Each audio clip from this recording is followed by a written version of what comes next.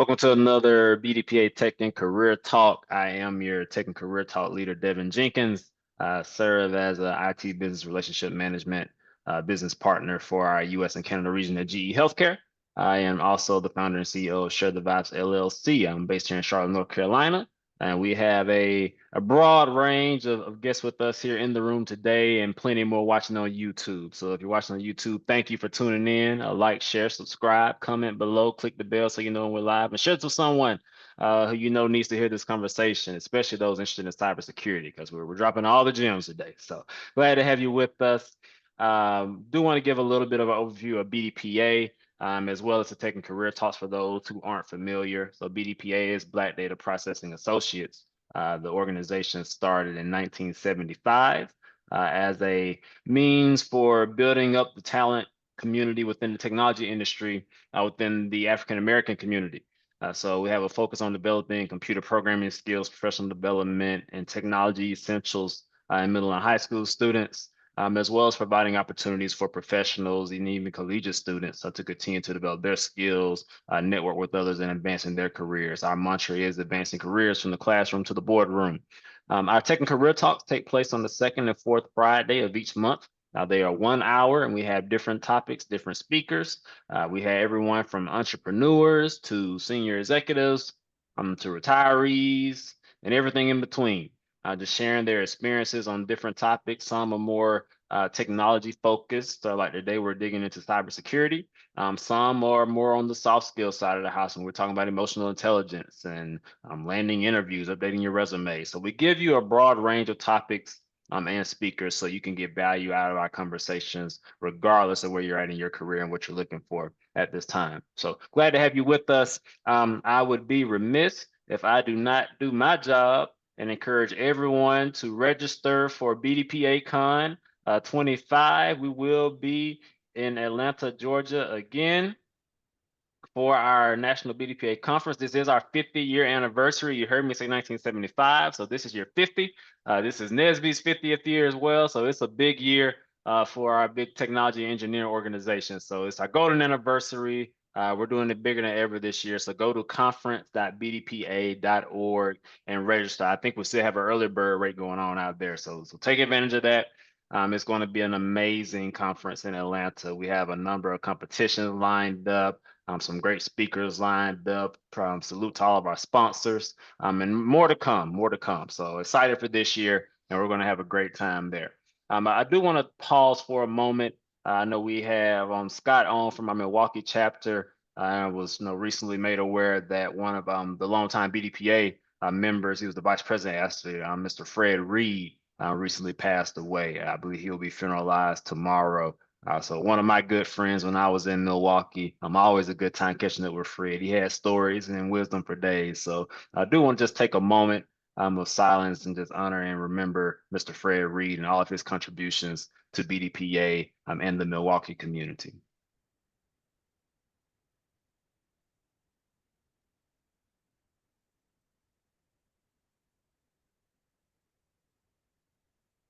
Thank you, Mr. Reed. So that being said, we will jump into today's conversation. So we are glad to have Ms. Rosalind McCullough with us out of BDPA Huntsville, all the way in Huntsville, Alabama. How are you doing today? Wonderful. How is everyone doing today? How are you today, Devin? Doing well, doing well. Glad it's Friday. So looking forward to the Yeah, weekend. absolutely. Looking forward to the weekend. So today's conversation, is all about finding your niche in the cybersecurity universe. And you're someone who works in the cyber and compliance space at IBM. So excited for today's conversation to get your expertise, share your perspectives on a topic that is very much relevant in today's world, just with everything that's going on. When we talk about national security, we talk about the growth of emerging technologies and everything in Yes. between. So very important topic, a timely topic, and excited to dig into it today. So first, before I get into kind of like your background and everything, I just like to kind of kick things off to break the ice a little bit. So what's a pet peeve of yours that most people who aren't in cybersecurity may not quite understand? Uh, the face of it. right? They think when you think of a cybersecurity expert and you think of like CSI, NCIS, nerdy white guy with a t-shirt on, sitting behind there and cool graphics and all of that. And it's like, and we're looking at those like, that's just ridiculous. And there are those guys, but it's much more diverse than that. And it has to be just because of the work. So not thinking that we're in that space. We are. We are in that space. Absolutely. Yeah, it's always, Yeah, wait a minute. My other pet peeve, and I think that anybody in technology can understand this. You work and do a particular thing, right?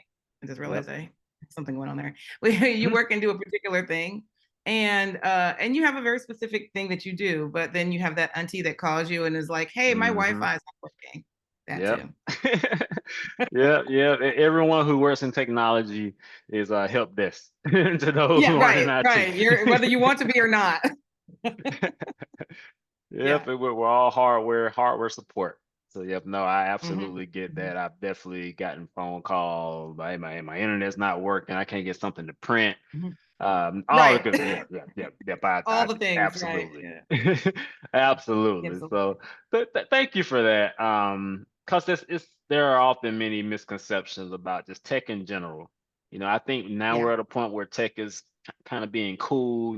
We have orgs like BDPA and Bit, Afrotech, that are making tech, cool for young people and older people alike. So I think the perception is starting to change, but there's still that misconception that everyone who works in tech is coding and, like you said, looking at big screens with numbers and letters going all over the place. And that is not me at all. So no, that's a great point. Just common misconceptions, and it's something that we'll probably talk about a little bit later on. But maybe to kick us off today, what sparked your interest in tech, and specifically cybersecurity? I would love to say it was like I really felt like it was my life's work, but that's not what happened. I actually had a different career completely. And this is something else that I think people think is another misconception, that you have to start coding at age 2. I did not do that. I didn't actually start coding until my first year in college. My first year in college for this career. I worked in manufacturing, and then specifically more in medical manufacturing. I was a quality auditor, quality and safety auditor. And anybody who knows anything about manufacturing, it's either feast or famine. You can either can't get a day off because it's every day, or everyone's getting laid off. And after the second, everyone's getting laid off. I knew I had to make a career change. I knew that it just wasn't going to work. I couldn't go back and forth like that. And so I had a friend who was a systems engineer at the time, and she said, you should think about information systems. That's what my degree is in. I checked it out. She said the biggest thing to do is find an accredited program. Found one that was close to me, and the rest was history. Yeah. So it's management information systems is what I majored in, but they're all pretty close. Computer information systems, management information system. Just kind of depends on where you're at and who calls it what. But yeah, I was in a very similar lane because going into college, my thought was I was going to major in computer science, not because I wanted to be a programmer, but because that was the major that you knew when it related to technology. Like, you want to work in tech, work with computers, computer science is where you go.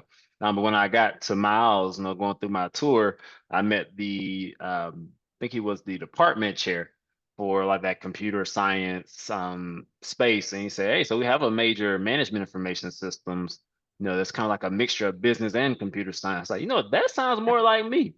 So I'm going through school and I'm taking marketing and accounting, and I was also taking database classes and intro to coding, Exactly. So I love that balance because that computer science would have had me down a different path that I probably wasn't Absolutely. I mean, called you to. still get all the technical stuff, right? You still learn how to code. You still learn how you're still doing all the mathematics and all of that. But also, I spent my time between there and the business school, right? You're also learning the business of computing. So, yeah. Exactly. So, and I think that's something that's definitely important to share, even though we're talking about finding your niche, but it's good to understand kind of the umbrella of opportunity that's available to you.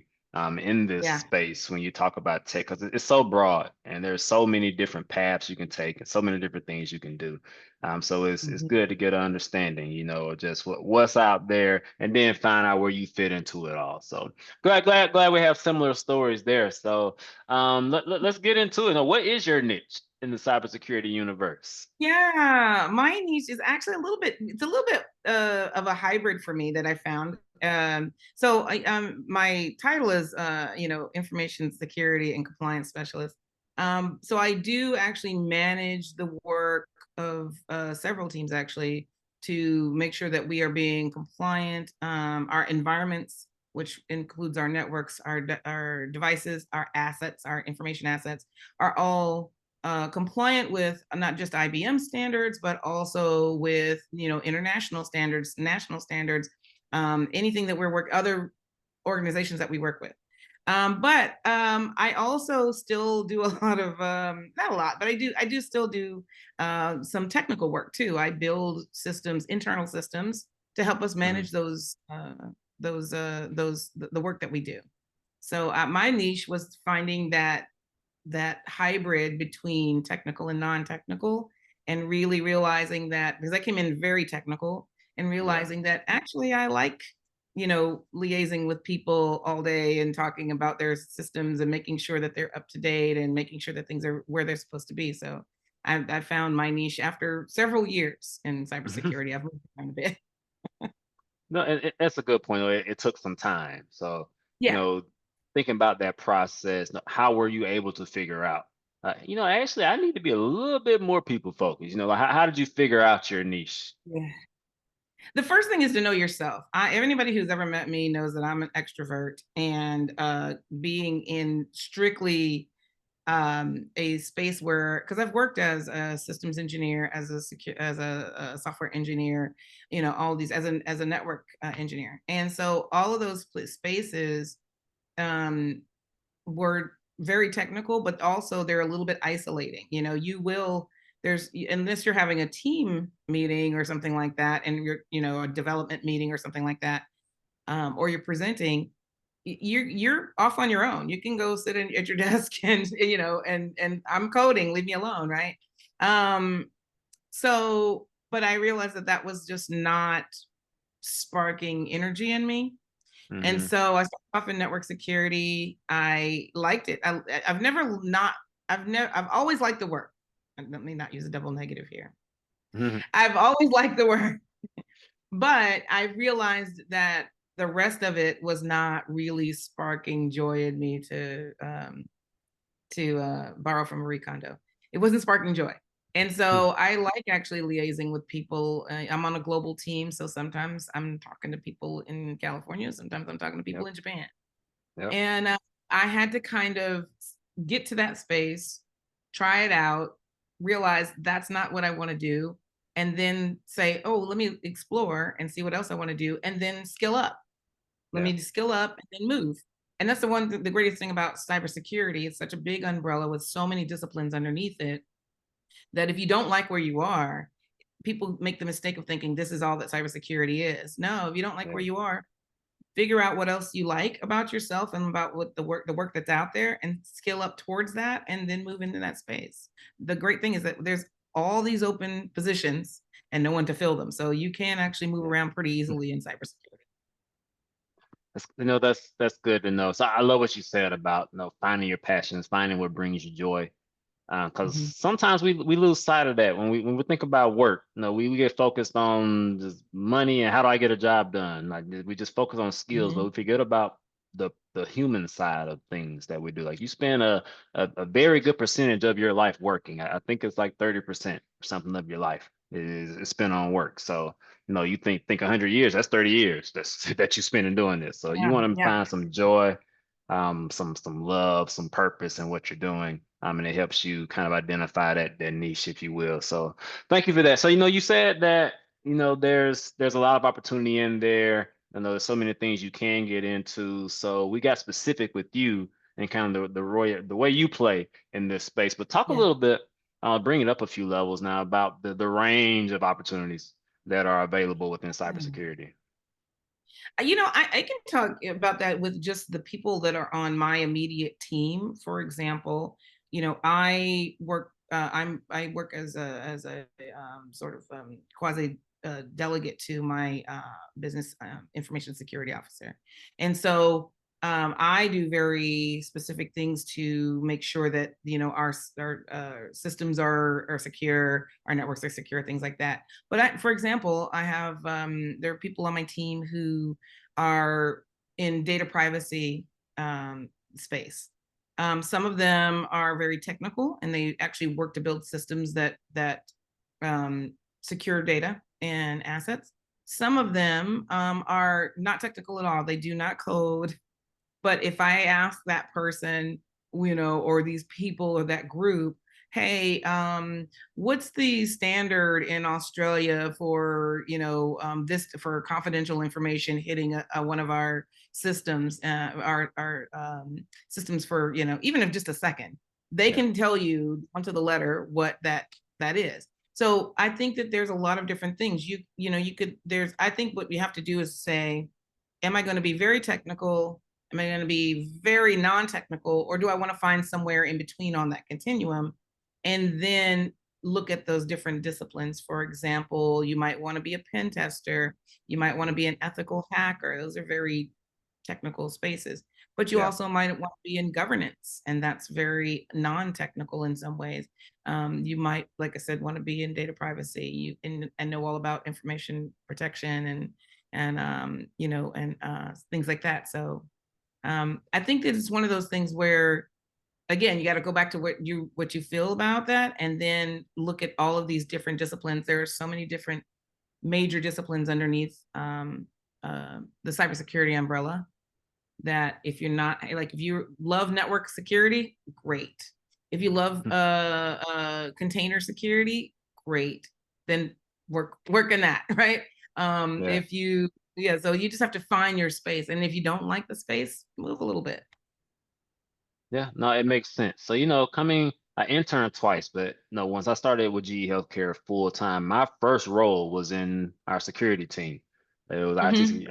I don't even remember if we were calling it cybersecurity at the time. It was like an IC Yeah, security team. IT security. Yeah. And I was a project manager focused on some things with our firewalls. I was doing some Splunk logging.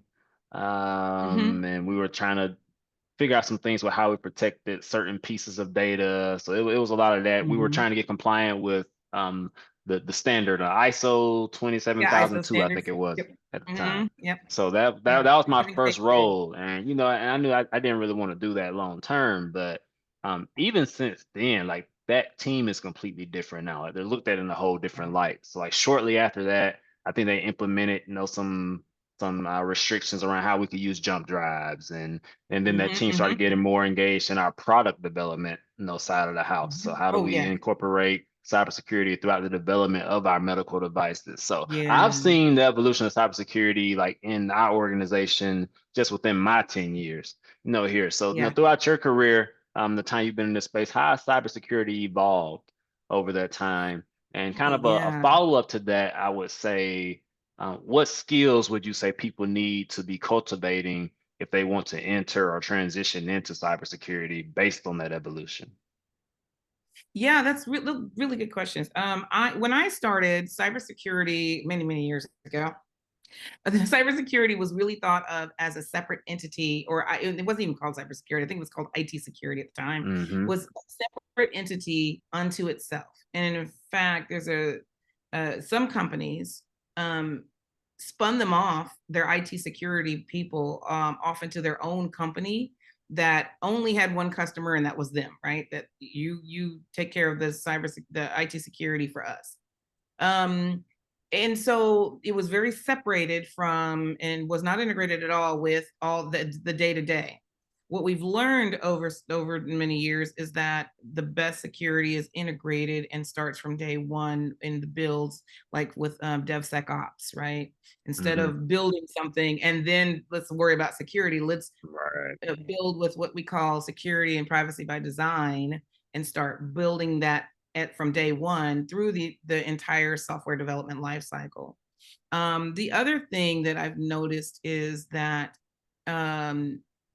we have broadened the scope of what cybersecurity is. It used to be, oh, we just make sure our machines are good and our network is good.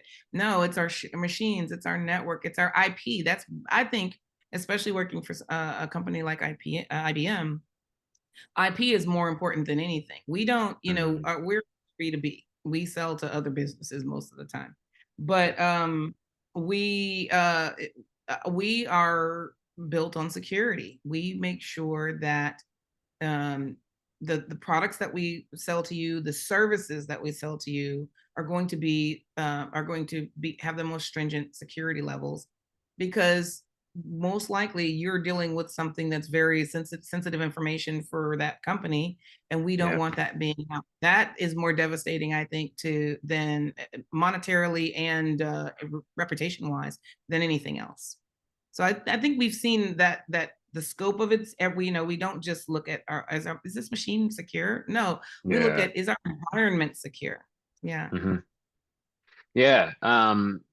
When I was at Afrotech last year, actually, Dundee West was one of the speakers. I know Mm. Jason Bradshaw, I was good friends with him, and he was talking Mhm. about AI and what did he call it? There was a security ecosystem isn't the word he used, but there was a ah man, I'm blanking on it. But he had a whole diagram. It almost looked like a house with just all the different pieces of cybersecurity that Yeah. you need to have kind of intertwined in order to Yeah. have a true stable AI ecosystem, if you will. So Yeah. no, what you're saying makes absolute sense. DevSecOps, how do we incorporate security throughout the development process versus it being an afterthought? It makes a ton of difference, and you have to do that now. You're going to get caught slipping. Absolutely. Yeah. And Yeah. and It's not thinking when about you get that, breached. It's not if you get breached, it's when, and how right? can you recover? Another thing, maybe you don't want to be on the security side. Maybe you want to be on the incident response side, and Hmm. how fast and how much data you lose, how much damage is done to your reputation and to your business, really boils down to incident response at this point now. Mm, And AI is a great tool for that. It speeds up our response, and so that's really a great focus right now in cybersecurity, is incorporating that into how we secure our environments, and also how we respond to environments, how we can proactively see if something's going on as well. AI is a very yeah. great tool. Yeah, so you bring up a good point, which takes me somewhere else I wanted to go. So, um, a lot of emerging technologies right now. We talk about AI. We think about autonomous vehicles. Tesla and all this stuff that's going on now, and robotics. Like there's just the technology has evolved in such a way that's almost mind blowing. The things we saw movies about 20, 30 years ago are now reality. So, Right. as these emerging technologies, growing at this rapid rate, how do cybersecurity professionals or those aspiring to be in cybersecurity, keep your skills relevant so that Mhm. you stay current and you're able to be effective as a cybersecurity professional? Yeah, really good question.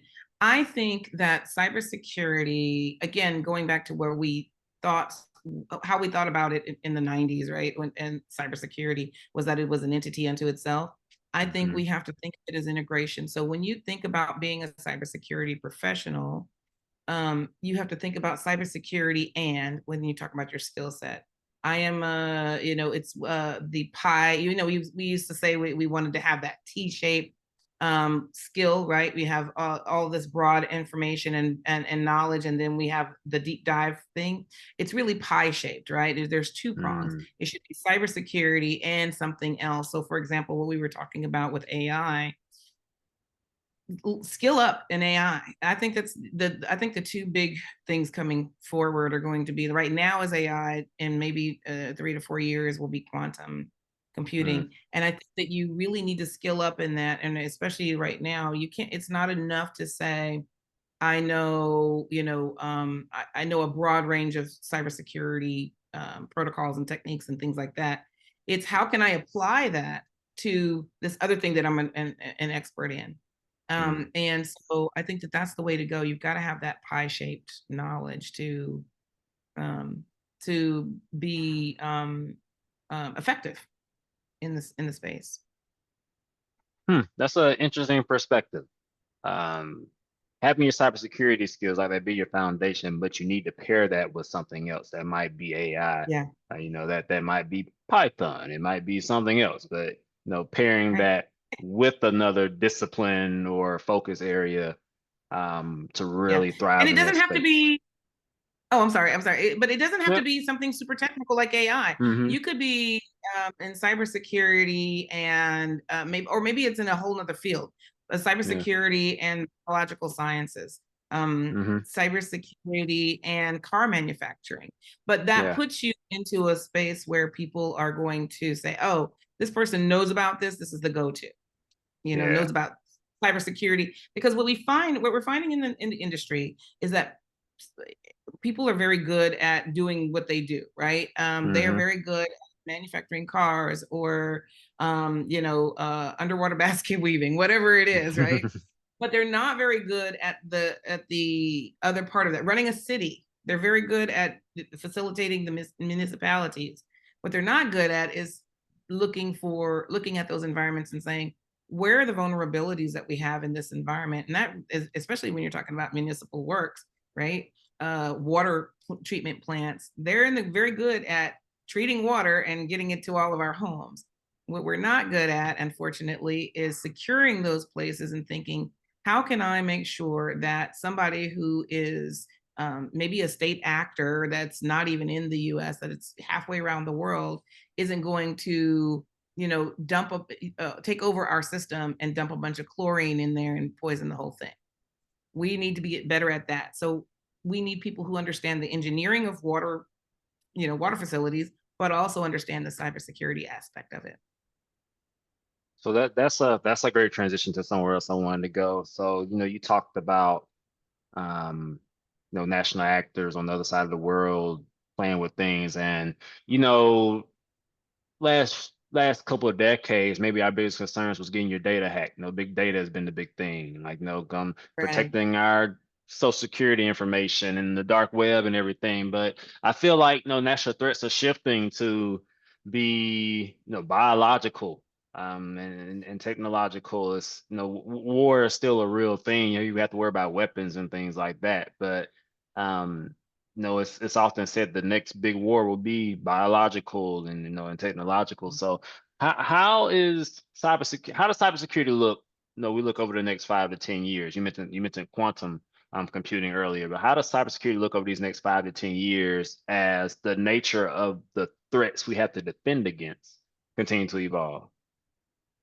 Yeah, when we look at the CIA triad, which is confidentiality, integrity, so the confidentiality of our data, Hmm. integrity of our data, the availability of our data.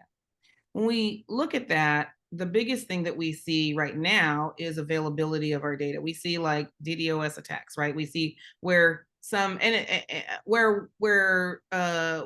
are made unavailable to those who are authorized to have them, right? And that's a big thing. Bringing down websites, right, or and flooding them with a bunch of things so that it doesn't return anything. But what we're seeing now, and I think that everybody, whether you're a layman or in this field, can attest to, is I think we're going to move more towards the integrity of data. How do we know that the data that we're getting and the data that we're seeing is actually what is supposed to be there? And in two different ways. One, when we talk about quantum computing, that's going to change the landscape of what we do. Right now, I teach uh, programming and mathematics for cybersecurity. So I teach a range of mathematical topics that works towards my students getting good at cryptography. Their next class is cryptography. But that's all based on zeros and ones. What happens when Yeah. we go to quantum computing, right, where we're working in the in the ether in between? Then all of the cryptographic keys that we have developed and all of the methodologies we've developed are no longer good. So that's one part of it. The other thing that we see, and we see this really in social media and everything else, is that we see um, deep fakes, right? How can you Yeah. tell that what you're actually witnessing or hearing is actually that? And Hmm. again, here's where so I think that we're shifting away from availability. And that makes sense too, because if you think about this, the type of bad actor that we used to really deal with a lot was, some 16-year-old that just wants to see if they can break into the FBI, or, maybe they are somebody who's after money, right? A lot of organized crime and thing. And we still see that. Yeah. But now we're shifting towards combating state actors, people who governments who are training up groups of people to sow misinformation. I saw, in fact, I saw a video just recently of this woman who was saying, yeah, we're about to go out of business, and we're really trying to stay in business. Could you go and buy this XYZ product? It was a fake. It was really, there was a video that she had Mm, posted, but it was all about her. She was saying, actually, this person is really ailing and they really don't have the money for their things. Could you go and donate to their GoFundMe? But it was a fake. And they had just mm, basically stolen what she had posted online and retooled it to sell their product. So yeah. yeah, integrity of our data is, I think, what we're going to see in the next 5 years, and we have to come up with methodologies to combat that and to know when something is fake and when it's not. Yeah. Yeah. No, that's real. No, and I had a personal encounter with that right before Thanksgiving. I got a Mm. phone call from my mom. I mean, her name, her number Oh showed up, yes. everything. But yeah, Mhm. I got a phone call from my mom, and I answer it, and I just hear what I believe to be my mom, like just crying, which doesn't happen too often. Mhm. So I'm like, what is going on? And a guy gets on the Mhm. phone, and he's telling me, hey, can you go somewhere, by yourself where you can talk to her, which was strange to me. I said, all right, maybe it's a doctor and she just got some bad news or something. So I don't know what's going on. Then it just kind of switches. It's like, you call the police, I'll kill her right now. And it just turned to a whole thing. And he got $250 out of Mhm. me that day. So I'm like, hey, I'm here. Yeah. I'm not there. I can't just have somebody go by there right now. Like it was, didn't really know what to do. And turns out it was a fake. FaceTimed a Yeah. few minutes later and she at home chilling. So Right. She's like, what are you talking about? Right. yeah, it's a very real thing. And I didn't realize that was happening, but now I see notifications about it, the emails, people talking about it. So yeah, deep fakes are a real thing. We even see it in TV shows. No, and that was a audio version of, you start talking about video. It's a whole different game out here. So that definitely resonates. It makes sense. And thinking about the org we're a part of, BDPA, we're developing kind of like the next generation of technology leaders and cultivating those who are currently in the industry, like you and I. So, what role does Mhm. BDPA, play in building a strong and sustaining, a strong cybersecurity ecosystem as we enter into this next 50-year chapter? Oh, excellent question. I think that BDPA has always played this role of making sure that we not only have a presence in the emerging technologies of the time, but also making sure that we are leaders in that, right? When I think of BDPA members, like yourself, like Jason, I think of people who are taking leadership roles and really sort of carving out the space to make sure that we're growing the space, whatever that may be, whether that be cybersecurity, whether that be software development, hardware development, any of those things. I think for the next 50 years, we have to continue to do that. And we just have to, again, keep our eye on the emerging technologies, keep our eye on what's really hot right now in the industry, in the space, but also what we see coming down the pipe, and make sure that we continue to offer training, offer mentorship. That is huge. I think Yeah. one of the things I love to see when we go to the BDPA conference is Mhm. our high schoolers and our college students, and the way that they present their work. And for a lot of them, it might be the first time that they have been at a conference where the majority of the people there are Black, and they're Yeah. and they're presenting very technical work. Seeing that is key. I think for cybersecurity specifically, I think about this almost on a daily basis that there's so many open positions in cybersecurity. Globally, I believe it's something like 5.5 million positions are open. I think here in the country, it's something along the lines of 750,000 positions that are just unfilled, right? Yeah. We have the work, we don't have the people.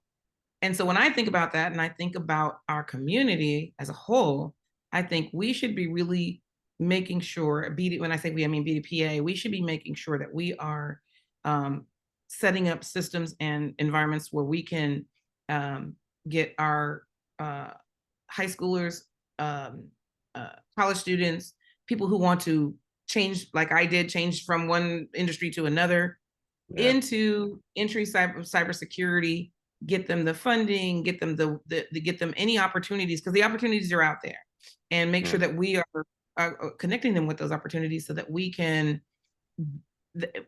change the scope of that. I think about on a daily basis, almost on a daily basis, that within one generation, we could really build a significant amount of generational wealth, because this is something that is needed, and we have the capacity to do it. Yeah. So yeah, generational wealth is what I think about when I think about cybersecurity for us. Nice, man. It's a beautiful thing. Beautiful thing. Well, no, this has been great. No, I have another question too I can ask, but I do want to open the floor up to those who are in the call with us. If there are any questions or comments, anyone wants to come off mute, or you can put it in the chat and we'll address it now. So I do want to open the floor up to the audience with any questions or comments.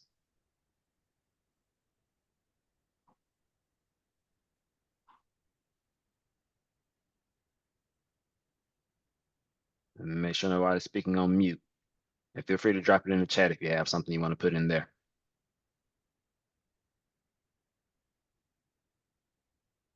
Okay. While those are coming through, a question for you. We haven't talked much about it in this conversation, but what are like some of the relevant certifications and things people should be looking into when it comes to cybersecurity? Yeah. I think when you're beginning, Sec Plus, Security Plus is a really big one. It used to be that it was a triad. It was Security Plus, A Plus, and Network Plus. But really, Security Plus covers all of that in this time and age. So Security Plus, definitely. In fact, if you're trying to do, most government contractors are required to have a Security Plus. And then if you've been in the industry for a while and you've built up your acumen, then I would say the CISSP, and that's offered by ISC too.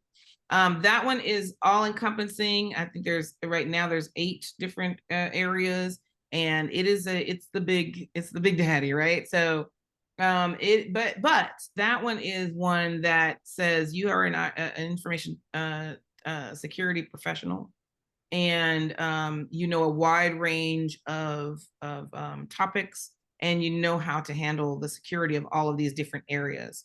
I think those are the big 2. Now, if you, for example, there's a lot of really good ones that, like, if you're going to be an ethical hacker, a CEH, certified ethical hacker, is a good one. But I would say start with Sec Plus, maybe do the CISSP, which does take time, but because you have to have so much experience before you can do it registered. But then along the way, when you find the direction that you want to go in, then look at those certifications. I think a mistake that some people make is that they just get a bunch of certifications. And when I see that on resumes, what I think is this person doesn't have any direction in what they are doing. Now, if I'm looking at, for example, my resume, and I'm a certified network engineer, and then that's great, but then I got out of network engineering and went to something else, and then I see that, then I can see why I have those. But if I'm just getting a range of them, I think it kind of cancels it out. And the other thing that I would say is, because it's really, I think one of the hardest things to do in cybersecurity is to get your foot in the door. That first job is really hard. And this is why I always advocate for education, because it comes built in, right? You either end up with a co-op or an internship, and you need that experience on your resume to get that first job. I started as an intern. In fact, I did a few internships before I interned for IBM. So, I liked it. I liked the work, but this wasn't right for me. I want, I think that that's one of the things you have to do is kind of pivot a little bit and make sure that you are um, getting hands-on experience, because no, it's the stakes are so high. No Yeah, one wants to hire somebody who is just book learned, and you really right, do have to have some hands-on. right. Now that's a good point. So we have a couple of questions in the chat here. So one is please talk more about integrity of data and verifying source data. Yeah, in a very technical sense, what we want to do is, and this is one of the things that I teach. Part of what I teach is modular mathematics and a modular arithmetic, so that so that students learn the basics of how cryptographic keys are created. So when they get to cryptography, then they do the hands-on of doing that. But you need to understand that it's cybersecurity is all about what's under the hood, right? As a user of technology, we don't really need to know. We're driving the car. We don't need to know all of the engineering. You're the mechanic. And so I think that we have to figure out ways, and this is a really hot research area right now, figure out ways of detecting when there is a fake. One of my students, well, not just one, it was a team of them for their capstone project, came up with they developed a website that you could put things through and you can tell if it's a voice fake. So, and it detects if it's a voice fake, like the thing that you went through. Hmm. And that's a very technical thing, but also we also have to, I think there's a bit of education that has to happen with the general public. Like you said, you had no idea that happened Yeah. with, all you heard was your mom crying. Yep. And that's what they do. They pull on your heartstrings, and you're like, if I hear my mama crying on the other side of the phone, I am like, how much do I send you and where do you need me to drop it off? But we also have to think about what could this possibly be? That's really the key of any area you're in cybersecurity. You become very jaded. Yeah. But verifying source data, it depends on the type of data that you're dealing with too. If I'm dealing with, images, is there something embedded in the image that that I can tell that this is not the actual original image? If it's voice, it's the modulation of the voice. There are little tails. It's almost like there's little tails that it gives, right? Depending on depending on what type of data you're dealing with. If it's written word, that's a big one right now when it comes to like writing resumes and things, and AI writing things for you. Can I tell the difference between AI writing code for me or code that's written by a human? Yeah, humans make mistakes. AI makes mistakes too, but in a different way. And so we have to, those are the ways that we kind of, and it's not cut and dry. It's definitely on the probability with this amount of certainty is that this is a fake. Yeah. Hmm. Good question. Thank you for that. So another question is, most of my jobs have been in a support role. I just started a new position, cybersecurity and IT auditing, compliance, and risk management. What advice could you Mm-hmm. recommend to be successful in this role? Oh, this is really good because this is a large part of this what I do. I would say the things that you want to do when you're in GRC is that you really want one to understand the risks. I think traditionally we thought of the risk to the business as how much money are we going to lose if this data is locked up and we can't get to it. That's one thing. But really, most risk now is, like I said, reputational, especially for larger organizations or municipalities, right? Like if I have a city and I can't, Huntsville's city schools got hacked last year. The reputation to that, and we're in a town full of literal rocket scientists and computer scientists. It's not great. So I think that you have to understand how to evaluate risk. That's the biggest thing. And then also it's going to be a back and forth. The other thing to be really cognizant of is obviously compliance standards and stuff, things like that. But the big thing I would say is when it comes to auditing, if you are not the auditor, if you are, say, sort of internal auditing before the external auditors come in, there's soft skills that need to be put in place there. Keep in mind that in a lot of environments, people are not aware of all of the security issues that they could think of, right? That's your job. But their whole focus is, I need to get this done. And human nature is, I need to get my job done. My job is making cogs. I need to get cogs made. So human nature is that we will try to circumvent any security risks that or security things that we put in place so that we can get things done. If it's going to slow down the work or make it harder for me, I'm going to try to circumvent that. Yep. I think for being in a GRC role, what we have to do is be really understand that we don't just do security for security's sake. We want to make it usable for privacy and security. And so if we have something in place that, yeah, it secures the environment, but we can't get work done, it's useless. I think the biggest thing that I see sometimes is that we need to say, yes, you did secure this, but it's useless. Let's try to come up with a strategy that's going to facilitate work, but also make sure that the environment is secure.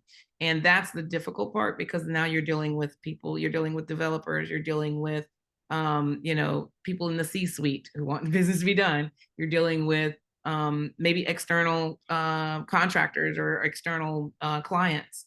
And so I think that's the hardest part of it, is making sure that when it comes to security, that it's also usable. And keeping that in the forefront of your mind. Yes, is this, it's very easy, and let me just say this, it's very easy to say, are we compliant? Absolutely. Compliance does not mean security. We're compliant. Great. We still have the option of getting hacked. But can we get the work done, and is it actually secure? If not, then we need to change that and still stay compliant. And how do we do that? That's the creative part of the work. Thank you for that. Hope that answered your question. Yeah. Any other questions from the group?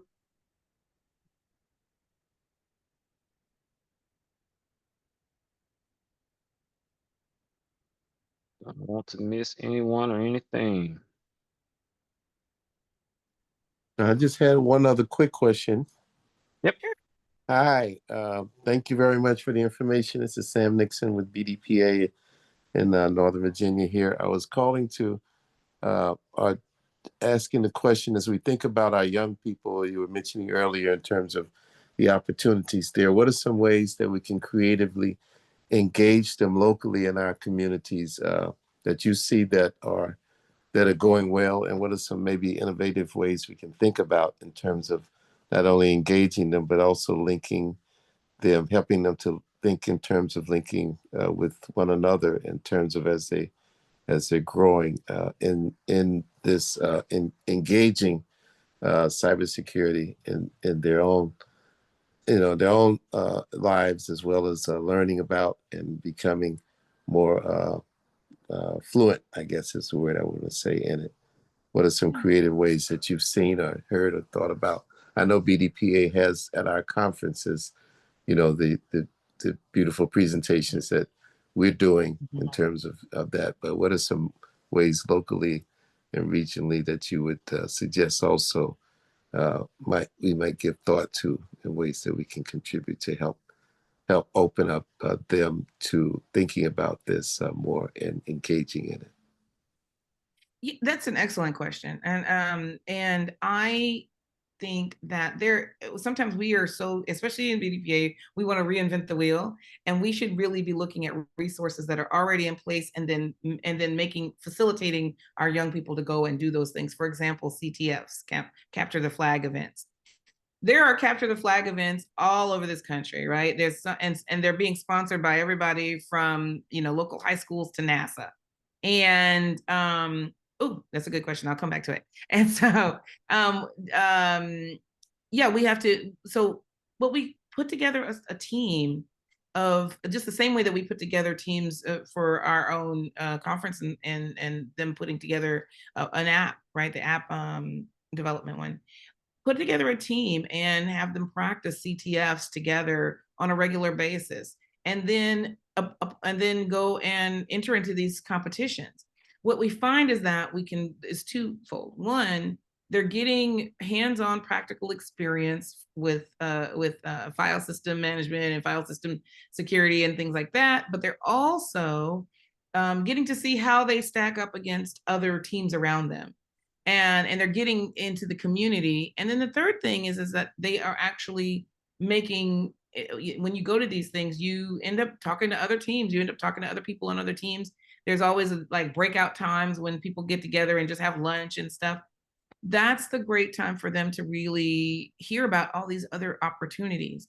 That's excellent. So I would say definitely, you know, I think BDPA could absolutely put together, each of the local chapters could put together CTF teams that practice together on a regular basis, and then go in and then apply for competitions. Companies like Deloitte always put things on like that. I know if you're in the DMV area, there's a ton of government contractors, as there are here, that do that. But yeah. One other thing that I also want to say is that one of the ways that we're very good at mentorship in BDPA.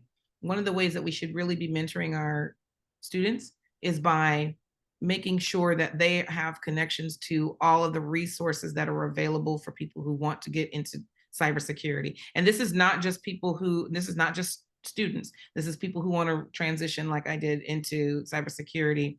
There's a really good program sponsored by the NSA called CyberCore, Scholars for Service.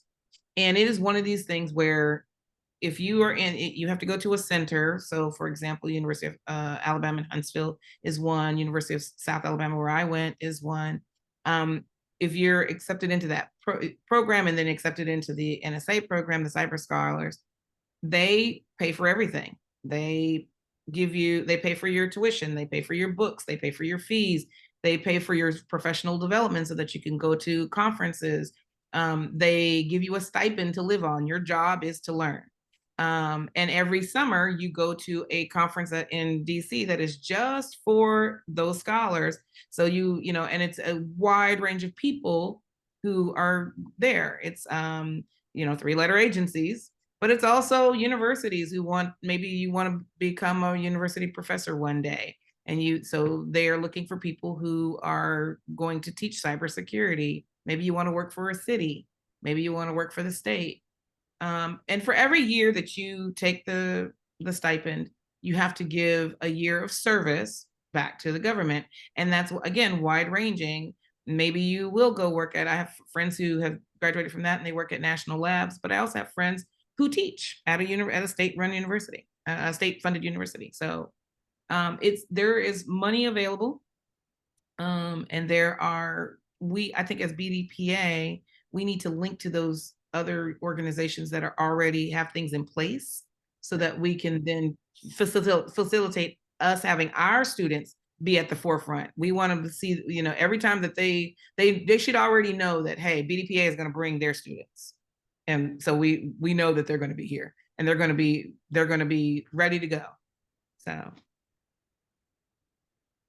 Thank you for that. And I think we had one last question come through the chat.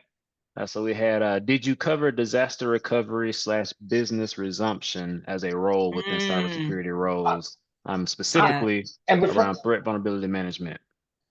Hi, I'm John Coleman. I'm the Chicago former chapter president.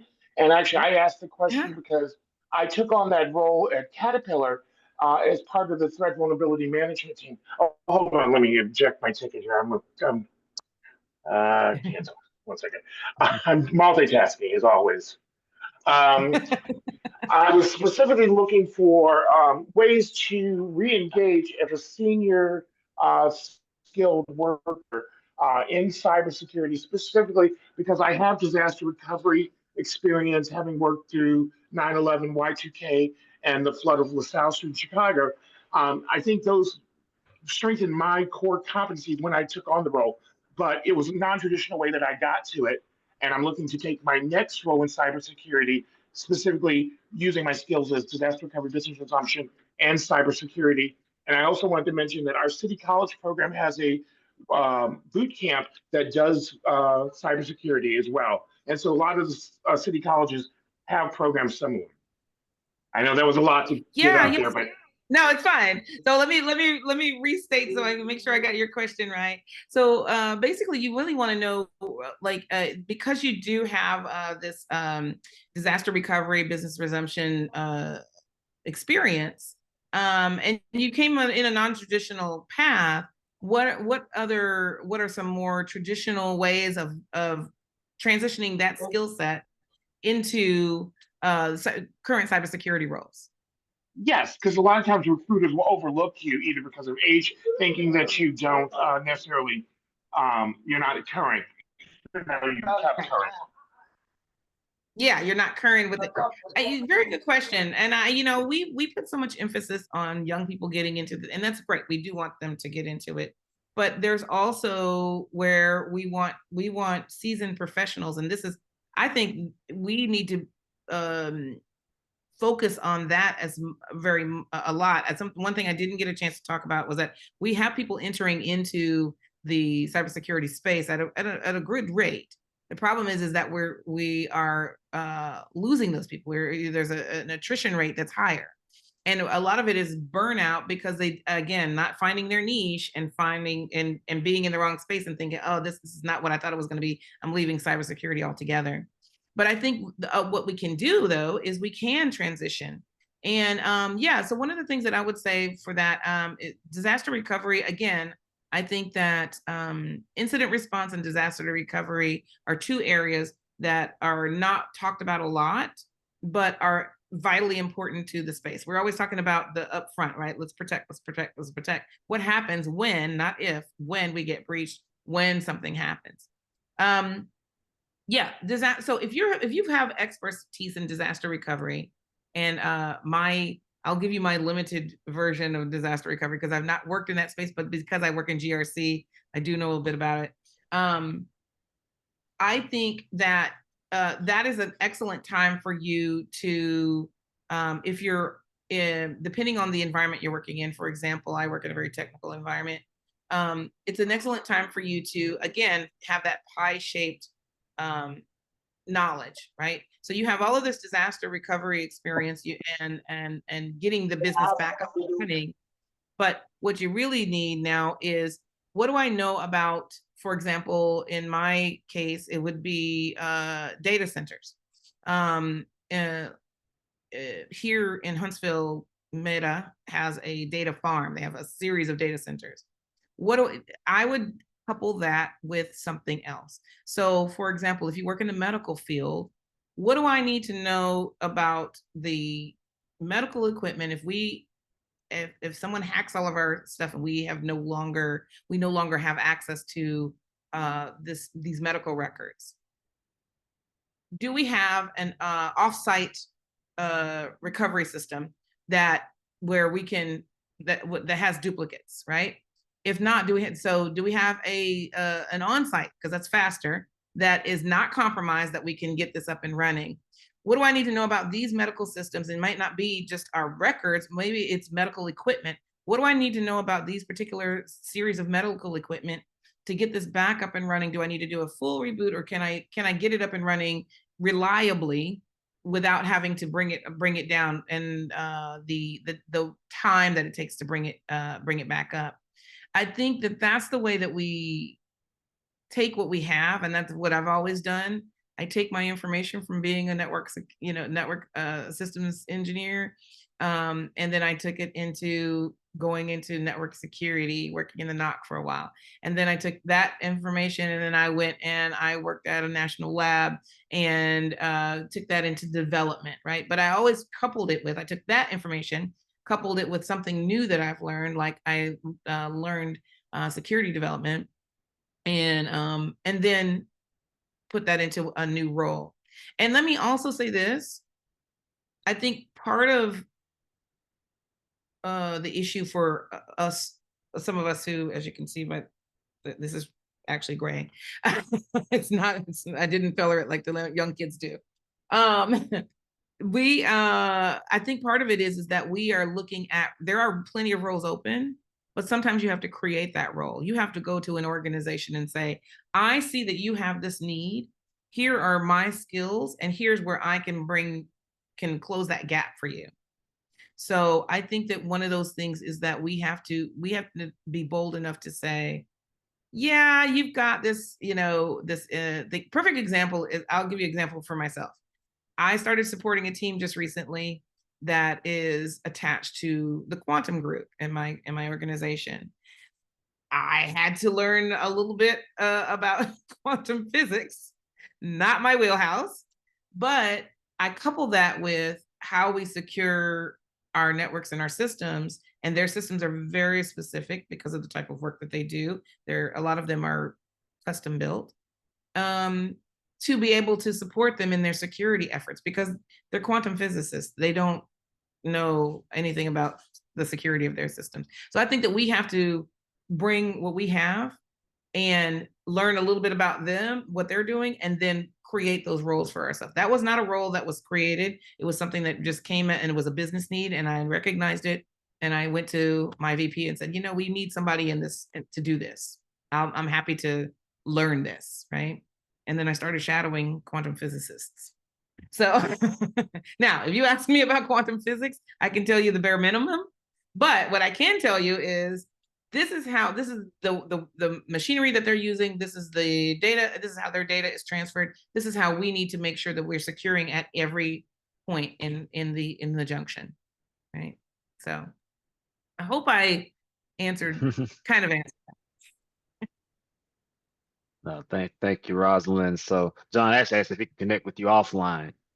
So maybe what's the best way for people to connect with you if they want to continue the conversation?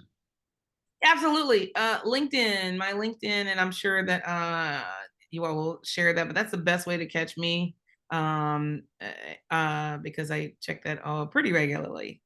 Almost every day. That's my real social media. I like to see what people are writing about. So LinkedIn, definitely.